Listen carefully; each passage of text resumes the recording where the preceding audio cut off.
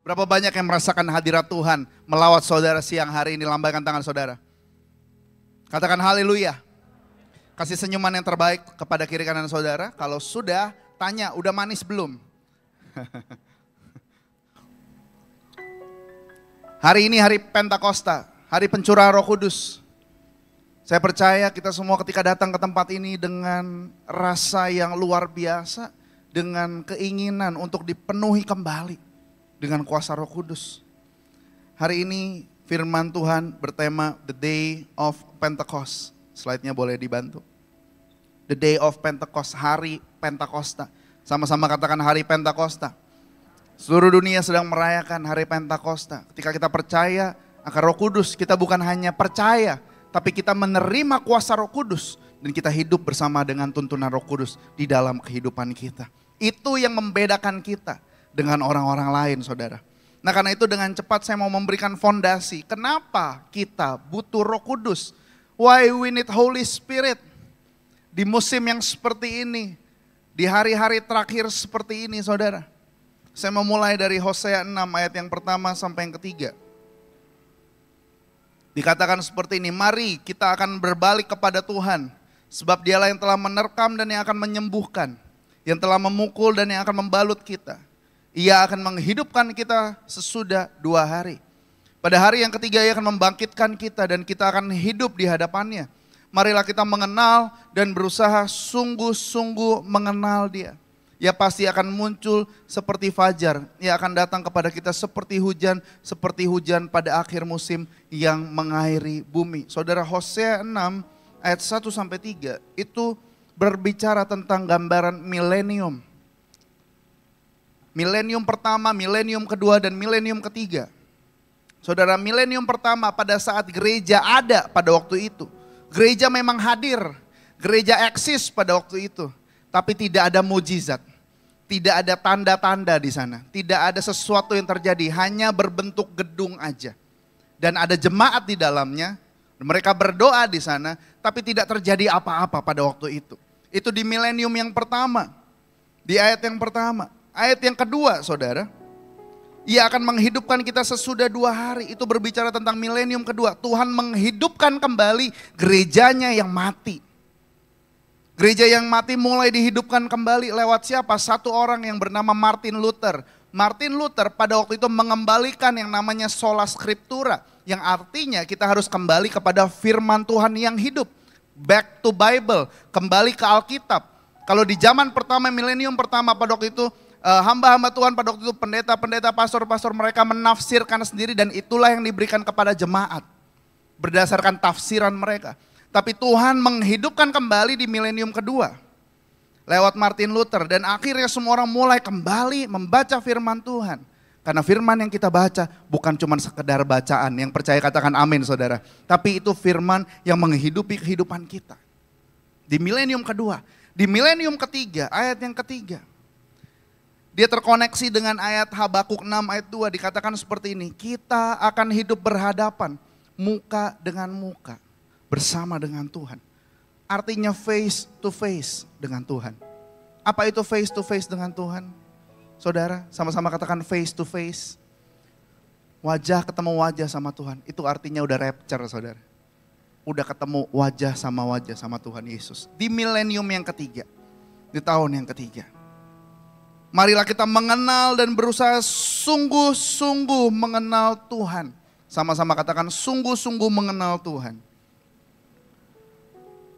Kalau kita kembali ke tahun hari ini, secara Gregorian dibilang kita masuk ke milenium yang ketiga. Itu secara kalender Gregorian. Tapi secara umur gereja, saudara, kita sedang memasuki milenium yang kedua dan milenium yang ketiga ini akan terjadi di tahun 2033. Next slide. 2033 dikatakan akan menjadi signifikan bagi orang-orang yang percaya kepada Tuhan Yesus. Dari tahun yang lalu sudah disampaikan oleh beberapa hamba Tuhan bahwa 2033 akan menjadi tahun yang krusial dan harus diperhatikan. Mulai dari sekarang. Kenapa? Apakah itu akan rapture? Nggak ada yang tahu. Rapture bukan cuma nanti 10 tahun. Besok pun bisa kalau Tuhan mau. Tuhan bisa datang kapan aja. Malam hari ini pun, sekarang juga pun bisa kalau Tuhan Yesus mau. Tidak ada yang mengetahui apa yang akan terjadi di tahun 2033. Tapi kita percaya Tuhan selalu berbicara kepada hamba-hambanya. Yang percaya katakan amin saudara. Tuhan selalu kasih tanda. Nah tanda-tanda itulah yang diberikan, enggak diberitahukan bahwa 2033 akan terjadi rapture atau dunia berakhir, enggak.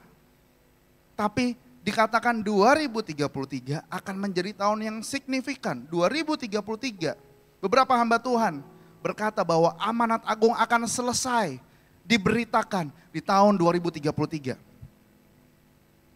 Saudara, 2033 itu 10 tahun dari tahun ini.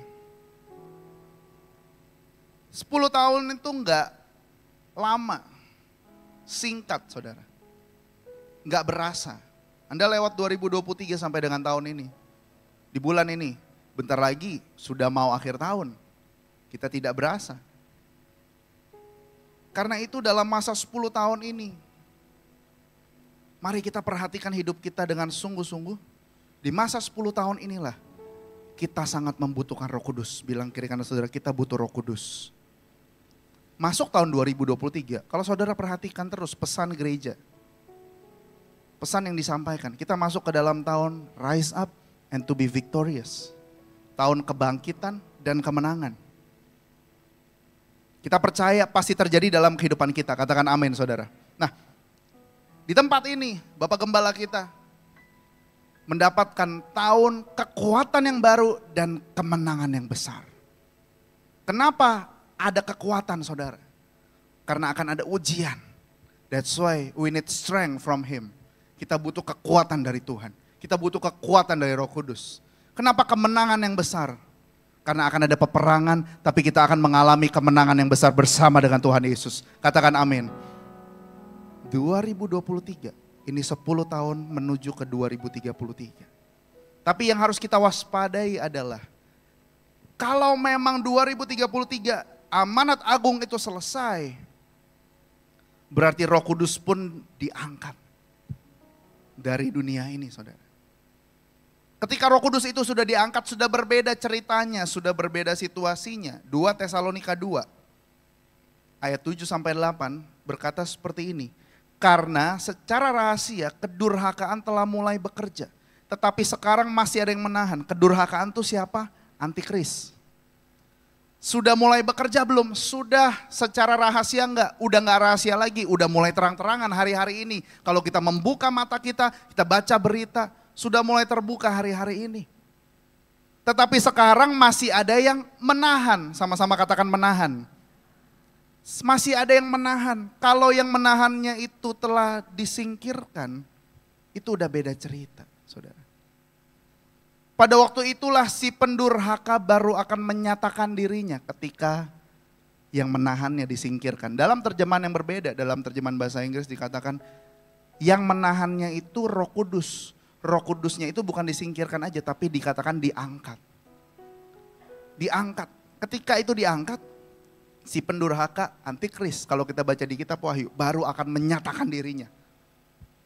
Satu dunia, satu mata uang. Apakah kita sudah melihat tanda-tandanya? Sudah.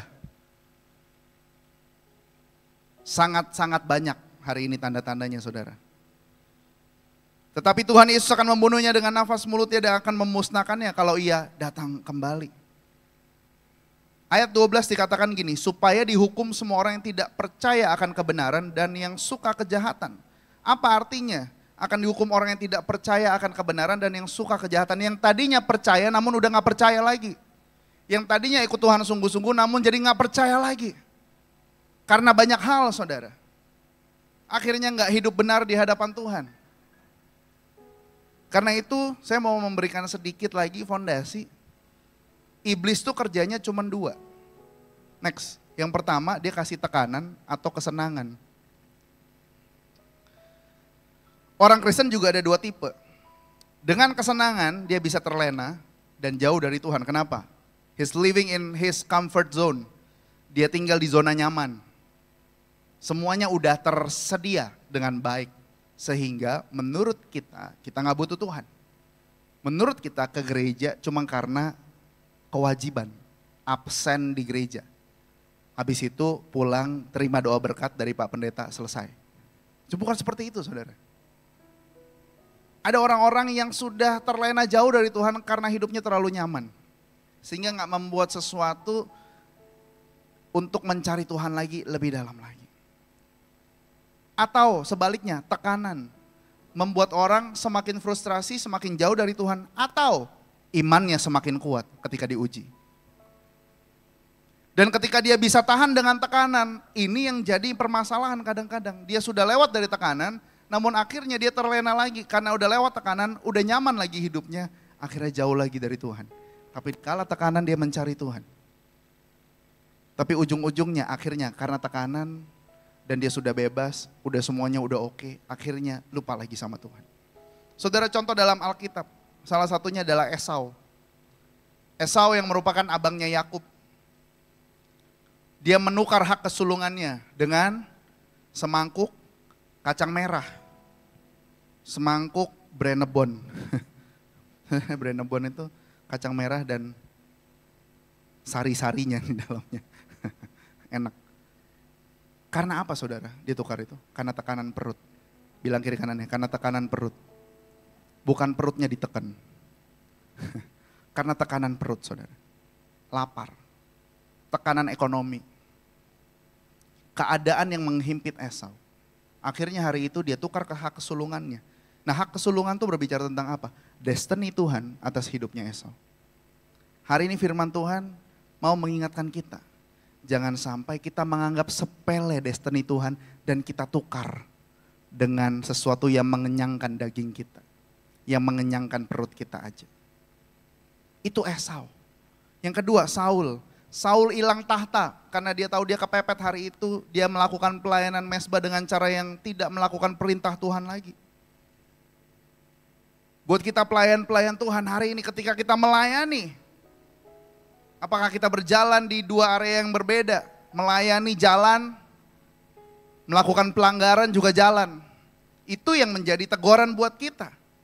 Apakah kita tetap melakukan perintah Tuhan selagi kita juga melanggar perintah Tuhan? Saul hari itu, dia melakukan hal seperti itu karena dia kepepet, dia merasa insecure sama Daud. Dia merasa nggak aman. Sekalipun dia melakukan hal rohani, tapi dia melanggar firman Tuhan. Ketika dia berada di Gilgal, Nabi Samuel menegur Saul. Tapi Saul tetap punya alasan-alasan yang rohani. Sama-sama bilang alasan rohani.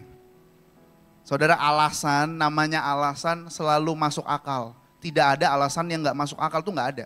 Alasan pasti masuk akal. Disitulah akhirnya destiny-nya hilang. Hari ini firman Tuhan mau mengingatkan kita. Jangan kita punya alasan-alasan rohani karena disitulah kita akan kehilangan destiny kita bersama dengan Tuhan. Makanya kita sangat membutuhkan Roh Kudus. Saudara, saya juga baru dengar bahwa hari-hari ini akan ada satu perusahaan besar yang akan mengurangi karyawannya ribuan. Ribuan. Apa yang akan terjadi dengan tekanan? Ketika gak punya kerja, jobless. Di bawah tekanan. Karena itu kita butuh Roh Kudus. Bilang kiri kanan saudara, kita butuh Roh Kudus. Kita butuh kuasa Roh Kudus saudara. Kenapa? Bukan cuman untuk bertahan hidup.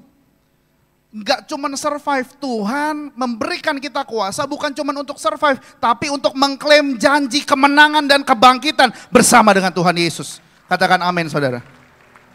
Bukan cuman survive. Kalau cuman survive mah cuma bertahan. Tapi bukan cuman survive, bertahan dan mengalami kemenangan. Bersama dengan Yesus. Karena itu tahun ini mari kita lihat. Walaupun sulit, walaupun berat. Ada janji Tuhan. Kebangkitan, kemenangan, kekuatan yang baru bagi kita yang percaya kepada Tuhan. Katakan amin saudara. Nah karena itu mari kita lihat apa yang sedang terjadi sekarang hari-hari ini. Next. Global warming. Perubahan iklim yang ekstrim. Saudara berasa kan Batam mulai dingin? Dingin kali kak. Dingin kali pak. Panas kali. Rasanya kalau itu gelombang panas, heat wave. Diukur 33 derajat. Tapi yang dirasakan itu 37, 39 derajat saudara. Itu sampai di Singapura dan di Malaysia. Kalau saudara merasakan hari-hari ini iklim semakin panas. Ini sudah ada penelitian, beberapa peneliti sudah memberitahukan sejak global warming ini, kan kita udah dengar dari sejak lama global warming. Dibilang gini, semakin tahun, setiap tahun itu akan naik 1 derajat suhu bumi. Setiap tahun saudara. Saudara bisa ukur Batam hari ini berapa, 33 ya, paling panas 34.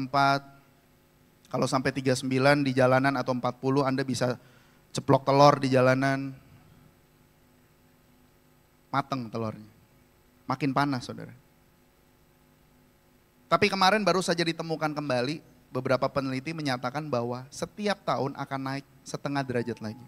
Jadi 1,5 derajat per tahun. Saudara bisa kebayang? Kalau tadi dikatakan tahun 2033 signifikan, saudara bisa itu nggak? 10 tahun ke depan, kalau Batam sekarang 33, 10 tahun ke depan berapa kira-kira suhunya? Nggak kebayang. Bencana terjadi di mana-mana. Saudara kalau lihat di sosial media, Italia lagi mengalami bencana alam yang cukup besar. Tiba-tiba banjir begitu besar, jalanan-jalanan tiba-tiba terjadi lubang yang sangat besar dan menghisap rumah-rumah ke dalam. Sedang terjadi bencana di mana-mana. Nah karena itu saudara, kita mulai melihat hari-hari ini kita butuh Roh Kudus. Kita nggak bisa lagi hidup berjalan seperti gitu-gitu aja.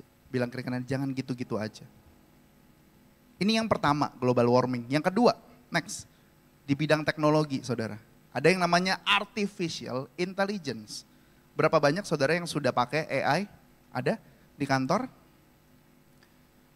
Kalau kita lihat sekarang, ya kan Anda lihat presenter TV, udah ada robot-robot kan, yang dibikin itu AI, itu kecerdasan buatan.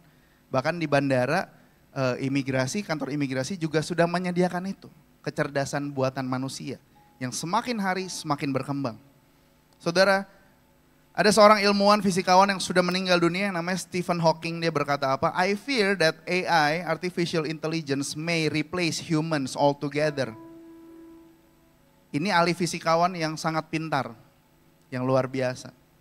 Dia bilang dia takut one day artificial intelligence akan mengganti seluruh fungsi manusia.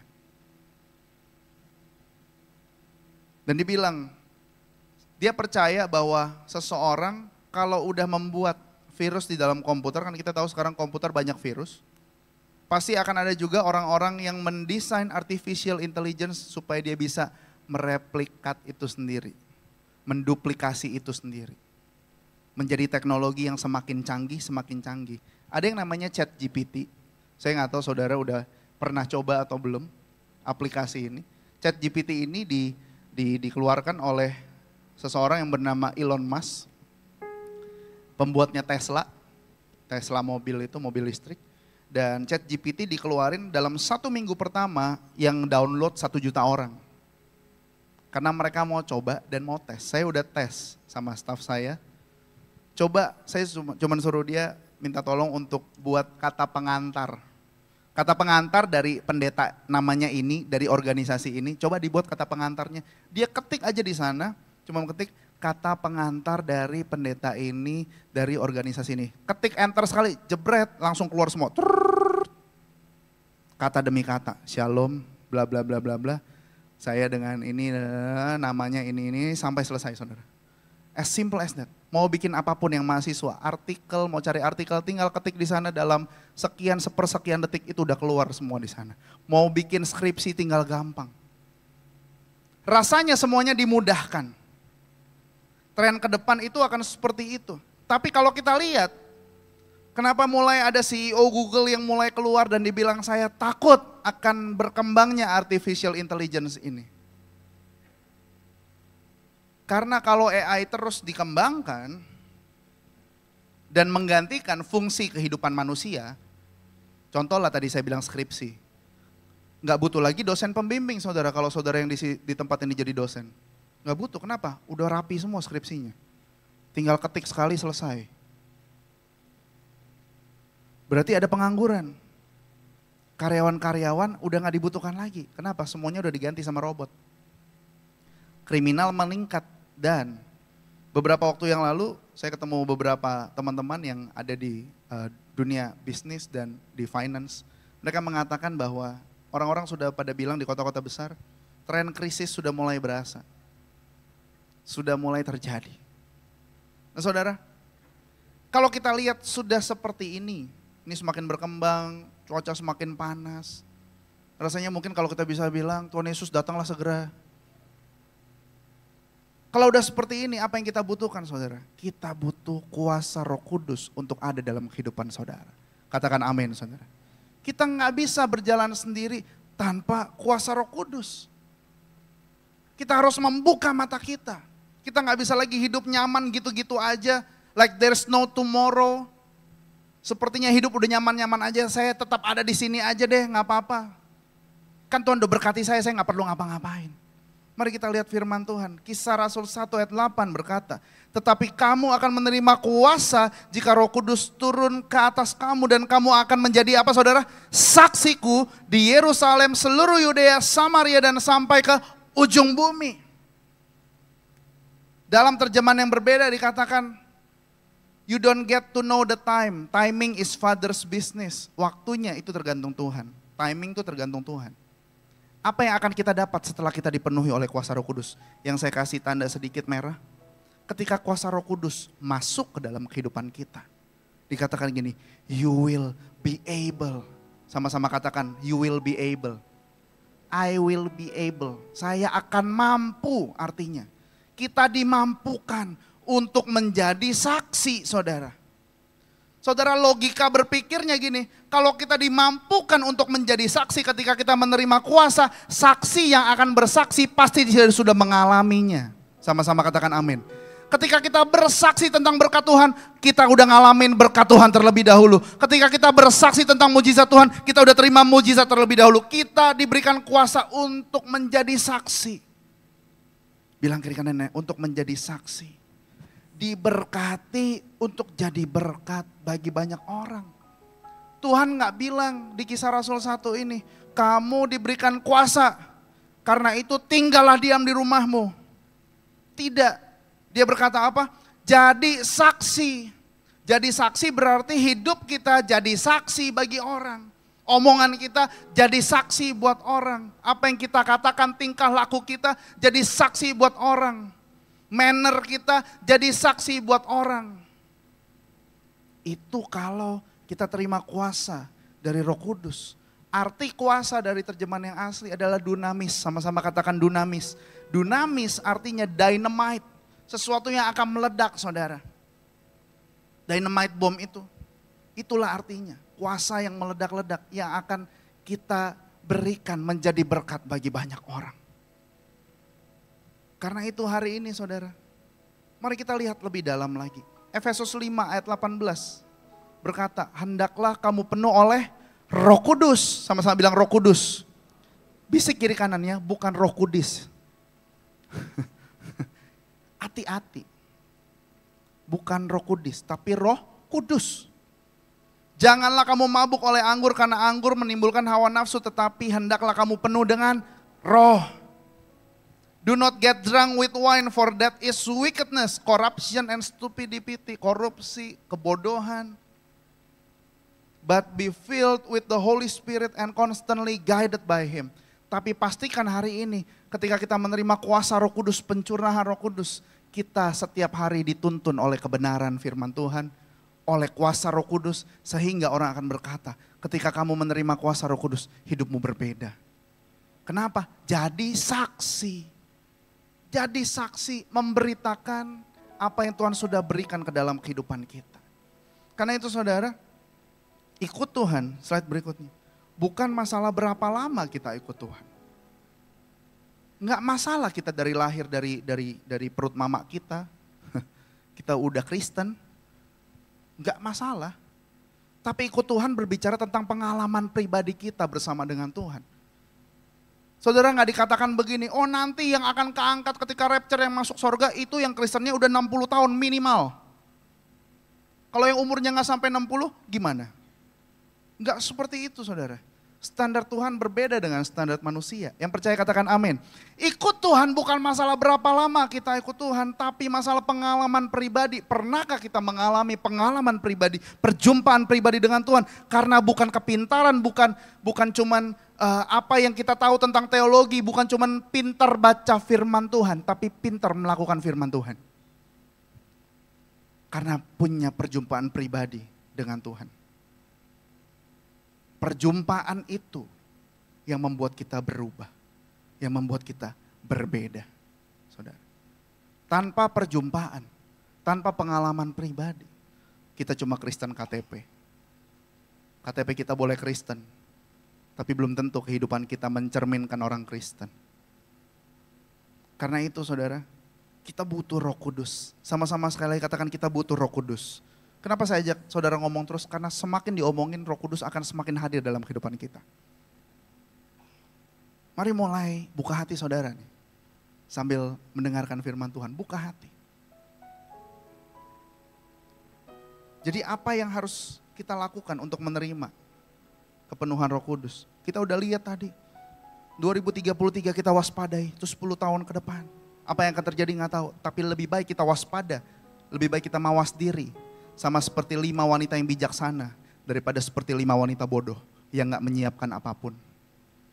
Lebih baik kita menyiapkan kehidupan kita mulai dari hari ini dan kita butuh Roh Kudus di bawah tekanan ataupun ketika kita sedang mengalami kesenangan. We need Holy Spirit.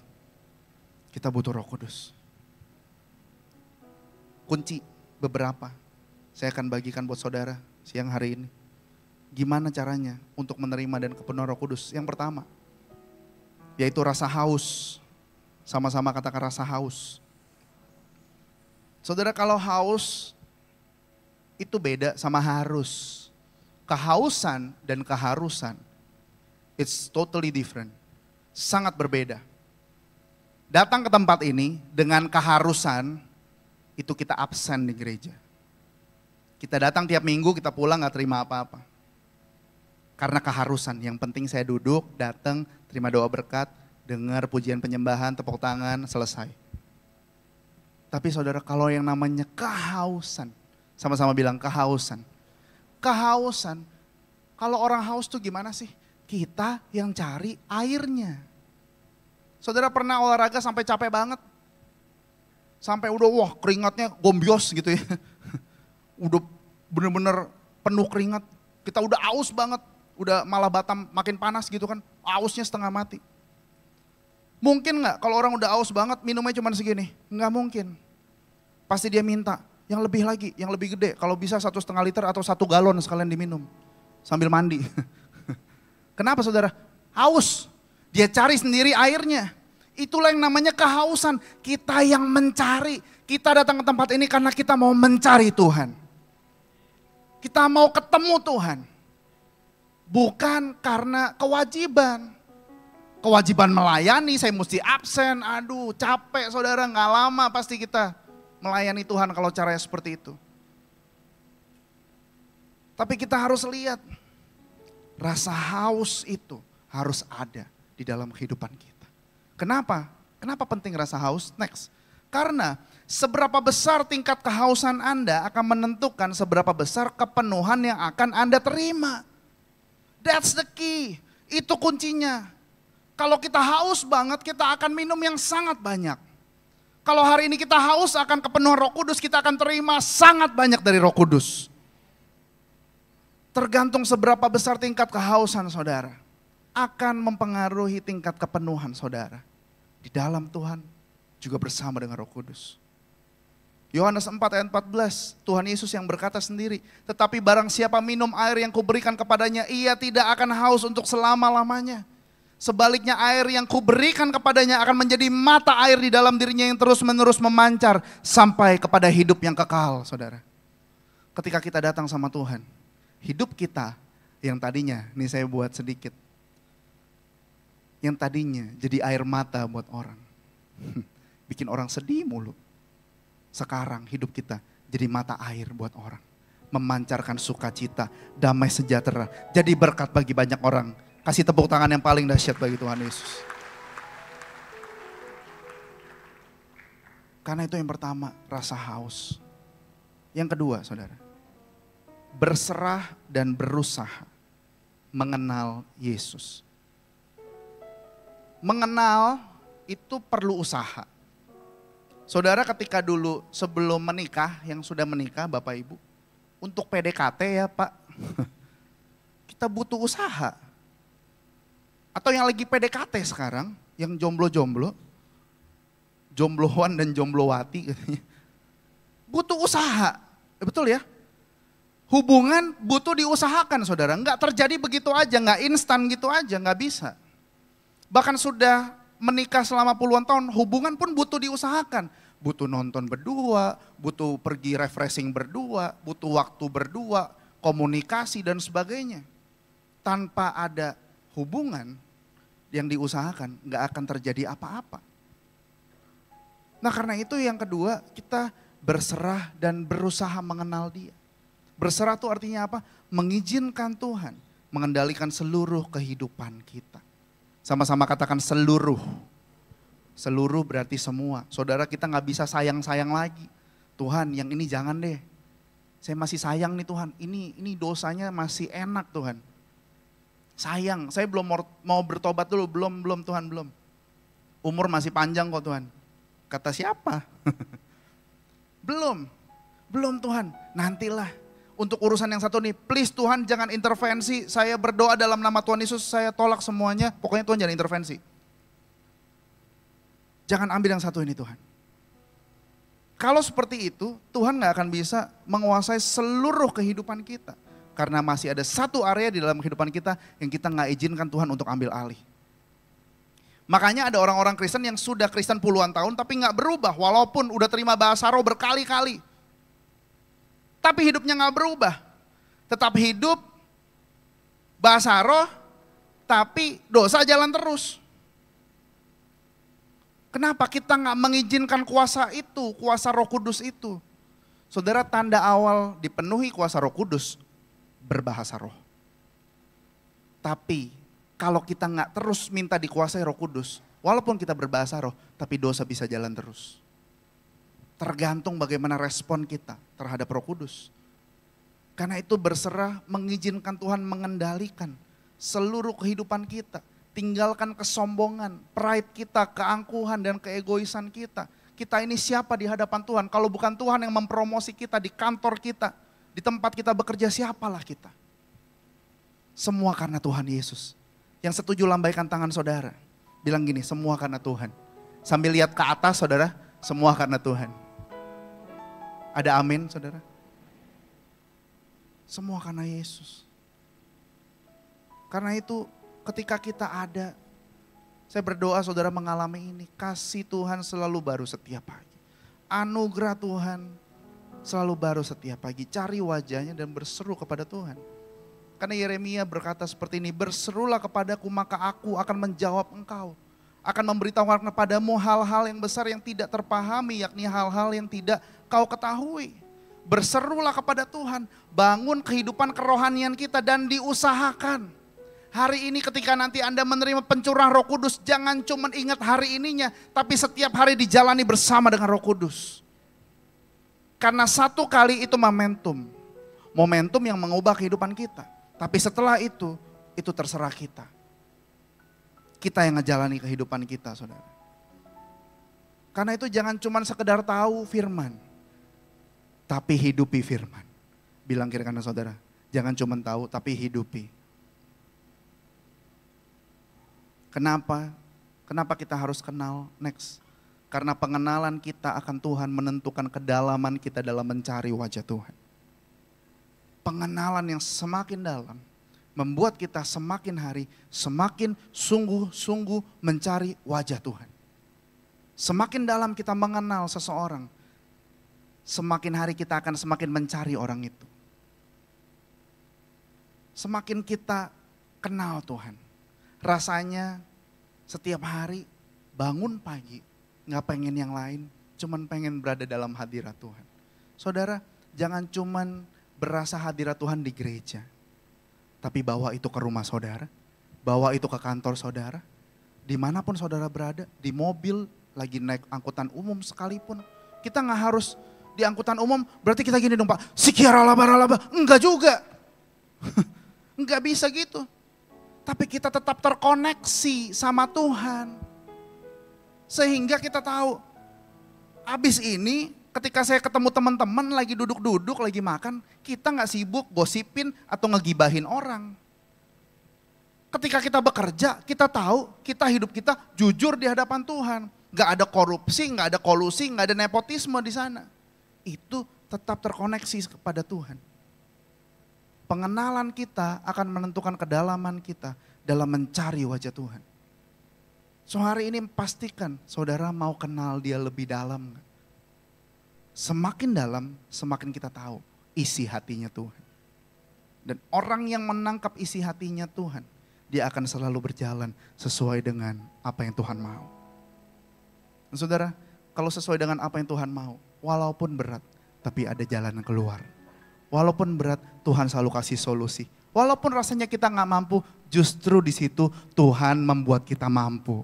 Kenapa? Justru di saat lemah, Roh Kudus membuat kita kuat. Katakan amin saudara. Karena itulah kita gak bisa sok kuat. Bilang kira-kira jangan sok kuat. Gak kuatnya kau. Gak kuatnya kita. Jangan sok kuat. Kita butuh Tuhan. Karena itu saudara, untuk berserah dan mau berusaha mengenal, ada satu kata yang terus menggelitik hati, yaitu make a room. Sama-sama katakan make a room. Saya boleh minta tolong bantuannya, Bang Jones, terima kasih. Saya mau kasih analogi sedikit kepada saudara. Next slide. Supaya saudara mengerti sedikit. Nah, Bang Jones tinggal di sini dulu. Terima kasih Pak Andreas. Saudara, hidup kita, saya ambil analogi aja, seperti gelas kosong ini. Yang tadinya bening, gak ada dosa, jernih, ini gelas kehidupan kita.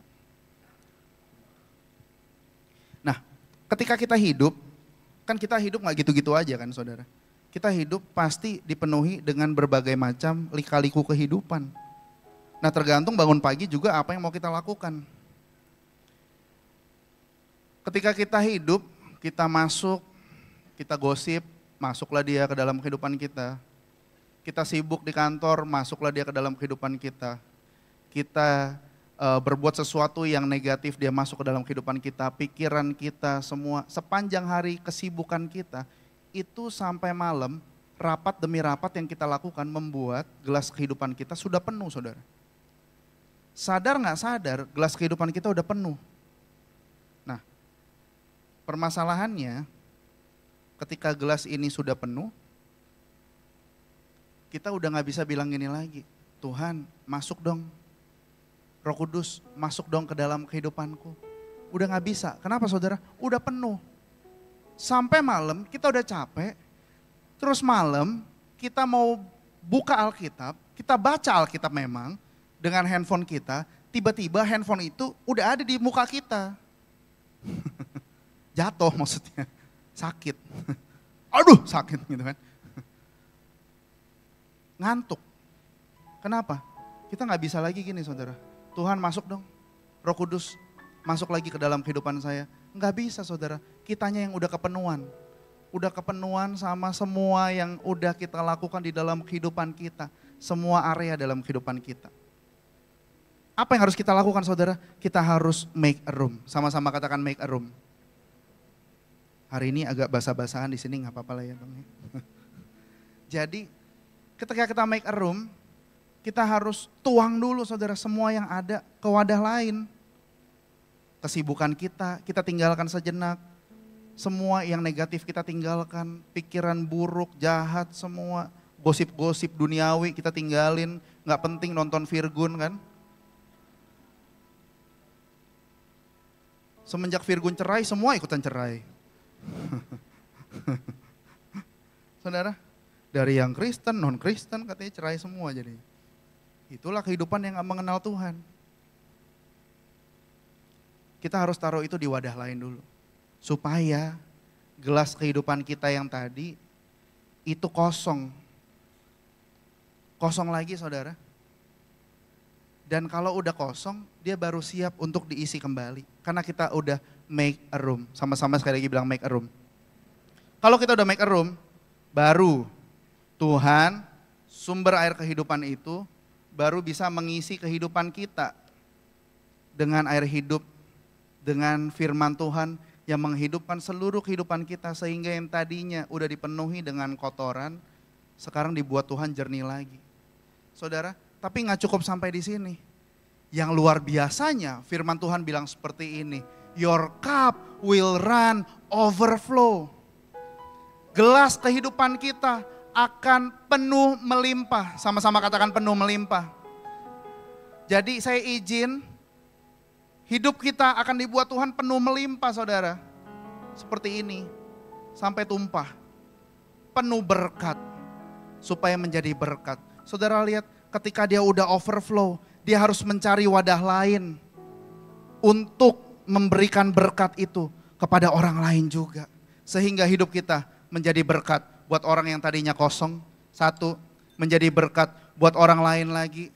2, sehingga kehidupan mereka dipenuhi oleh firman Tuhan dan air kehidupan itu saudara.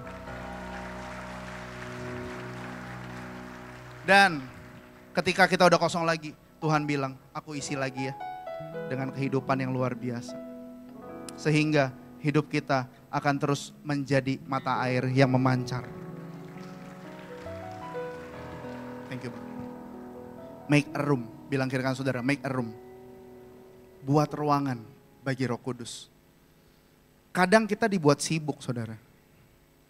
Kita harus ngerti gini, kalau si iblis gak bisa buat kita jahat, dia buat kita sibuk. Kenapa? Sibuk sampai kita nggak bisa lagi cari Tuhan. Sibuk rapat, sibuk meeting, kerja sampai malam. Ada akronim yang dibuat seperti ini, busy. Saudara tahu busy ya, B-U-S-Y, B-U-S-Y itu kan sibuk. Ada akronim bahasa Inggris yang bilang gini, busy artinya being under Satan's yoke, ada di bawah ikatan iblis. Sadar nggak sadar kesibukan buat kita terjebak di satu situasi di mana kita ngajari Tuhan. Tapi hari ini mari belajar, berserah, berusaha, dan make a room. Supaya apa saudara? Yang terakhir, supaya kita mengalami Roh Kudus. Slide yang berikutnya. Ketika kita mengalami Roh Kudus, itu hal yang luar biasa. Hari ini alami Roh Kudus dalam kehidupan saudara. Baptisan Roh Kudus itu sekali seumur hidup. Namun kepenuhan itu pengalaman kita pribadi setiap hari sama Tuhan. Supaya hati kita semakin hari semakin lembut. Hati kita, hidup kita semakin serupa seperti Kristus.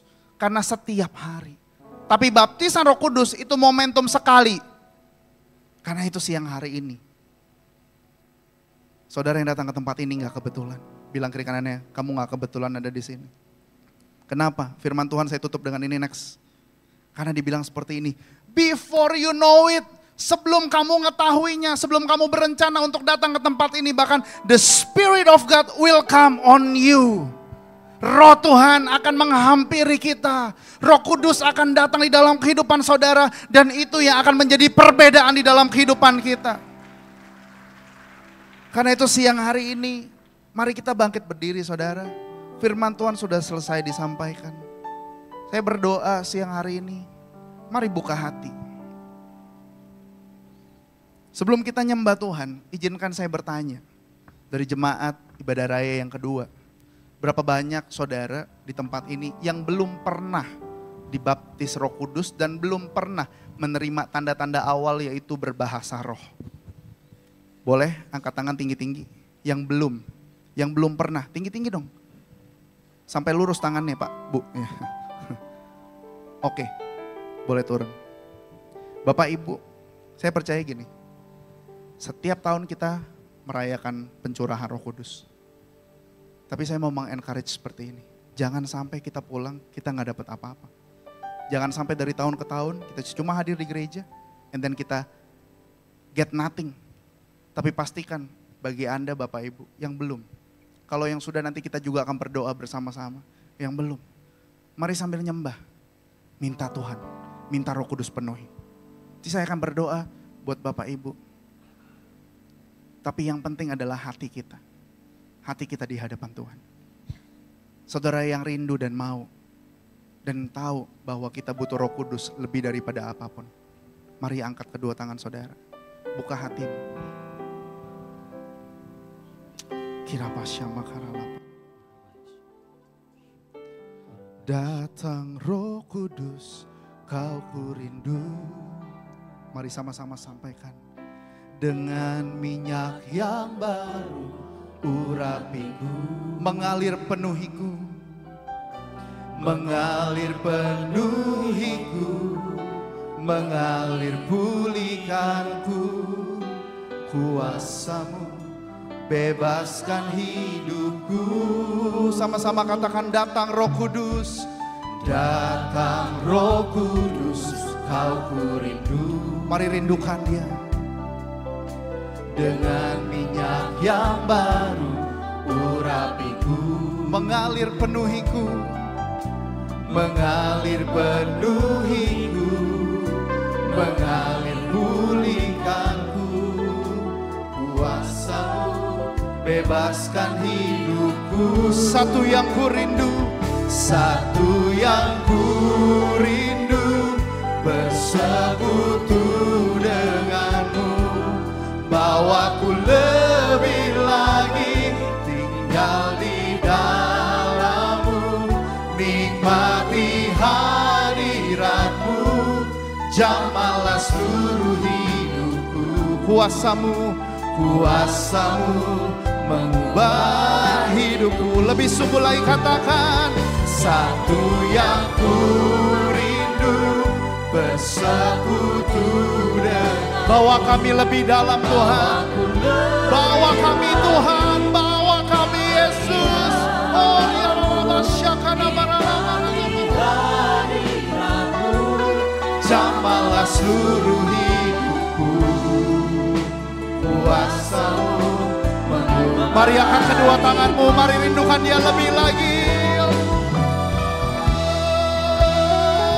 Satu yang ku rindu, bersekutu denganmu.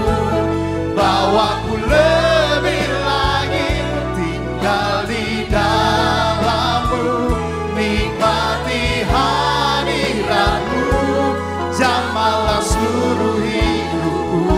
Kuasamu, kuasamu mengubah. I'm reaching for your heart, I'm reaching for your heart. You hold my life in your hands, drawing me closer to you. I feel your power in you. Nothing compares to this place where I can see you face to face. I worship you. Mari sekali lagi minta sama Tuhan. I'm reaching for your heart, I'm reaching for your heart. Tuhan, Roh Kudus, Roh Kudus. Nothing compares to this place where I can see you face to face. I worship you in spirit and in truth. Mari sembah Dia. Mari masing-masing berdoa dan minta sama Tuhan siang hari ini Bapak Ibu. Oh oh syakana baralama ya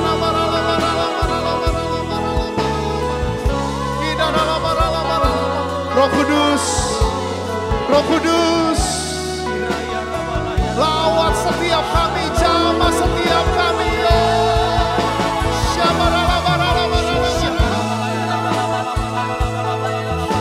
Kami butuh Kau.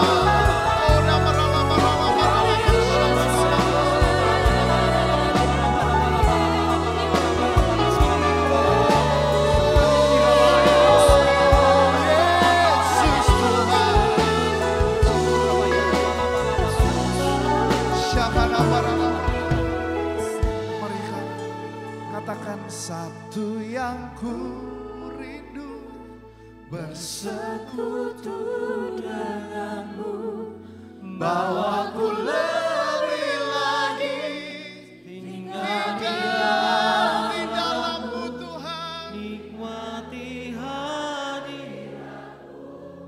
Jamahlah seluruh hidupku, kuasa-Mu mengubah hidupku. Oh saudara, siang hari ini di dalam hadirat Tuhan, di tempat ini, di rumah Tuhan, saudara yang tadi mengangkat tangan di tempat engkau berdiri, yang belum menerima Roh Kudus dan rindu untuk menerima tanda-tanda awal, yaitu berbahasa roh. Saudara, dengan segala kerendahan hati, saudara tolong maju ke depan. Saya akan berdoa buat saudara beserta dengan hamba-hamba Tuhan yang ada di tempat ini. Mari saudara yang rindu maju ke depan dan kita berdoa bersama-sama. Yes Lord, thank you Jesus. Terima kasih Tuhan, terima kasih Roh Kudus. Saudara yang belum dan rindu dibaptis Roh Kudus, dijamah Roh Kudus, saudara yang maju ke depan, buka kedua tangan saudara. Ini momentum kita bersama dengan Tuhan. Mari saudara, mari mulai buka hati di depan, buka hati, buka hati, buka hati, minta. Jangan diam diri, mari minta. Bilang sama Roh Kudus, aku minta Roh Kudus, penuhi aku, penuhi aku, penuhi aku. Oh ralaba ralaba ralaba, kiralaba syama karalaba ralaba ralaba ralaba ralaba ralaba. Oh dia ralaba ralaba syama karalaba ya ralaba ralaba ralaba. Yes Lord. Satu yang ku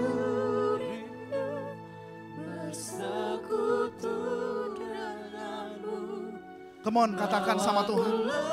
Bawa lebih dalam, bawaku lebih dalam Tuhan. Yes Lord, yes Lord, yes Lord. Jamahlah seluruh hidupku. Yes. Kuasa-Mu mengubah hidupku. Mari saudara yang duduk di belakang, angkat kedua tangan saudara. Mari topang semua keluarga kita yang ada di depan. Oh dia ralaba syama karalaba ya nabaralaba. Hamba-hamba Tuhan, silakan tumpang tangan, silakan dituntun untuk terima tanda awal berbahasa roh, untuk dipenuhi oleh Roh Kudus. Bapak Ibu pendoa, silakan.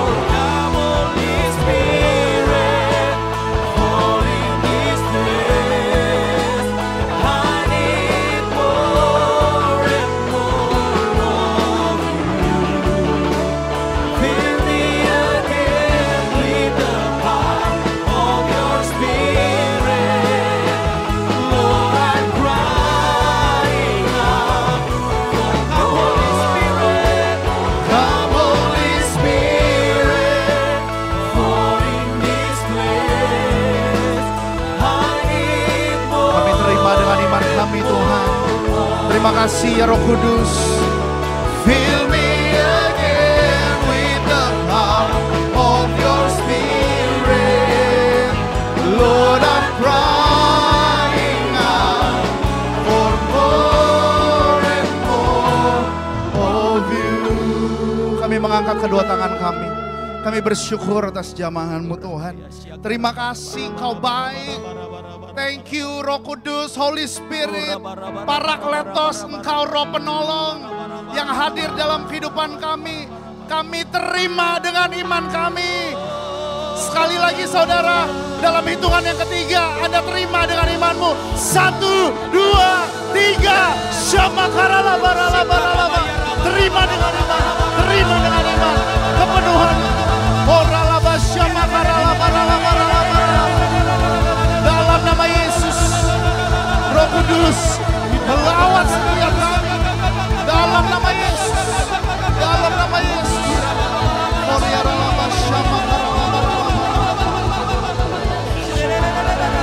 yes.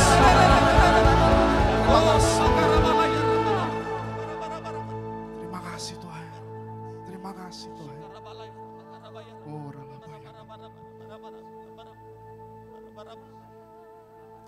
terima kasih Tuhan. Kami rasakan kuasa-Mu Tuhan. Kami rasakan kehadiran Roh Kudus. Sekali lagi kami bilang, we need you Holy Spirit. We need you Holy Spirit. Terima kasih. Kau sudah menjamah, memberikan kuasa. Mulai hari ini, firman-Mu terjadi atas hidup kami. Kami terima kuasa dan kami jadi saksi. Karena kuasa-Mu yang memampukan kami Tuhan. Terima kasih Tuhan, terima kasih Roh Kudus. Bersyukur untuk siang hari ini. Kami diperbaharui kembali. Kami dibaptis oleh Roh Kudus. Kami dipenuhi lagi. Kebangkitan dan kemenangan kami terima dengan iman kami. Di dalam nama Tuhan Yesus. Yang percaya sama-sama katakan amin. Tuhan Yesus berkati.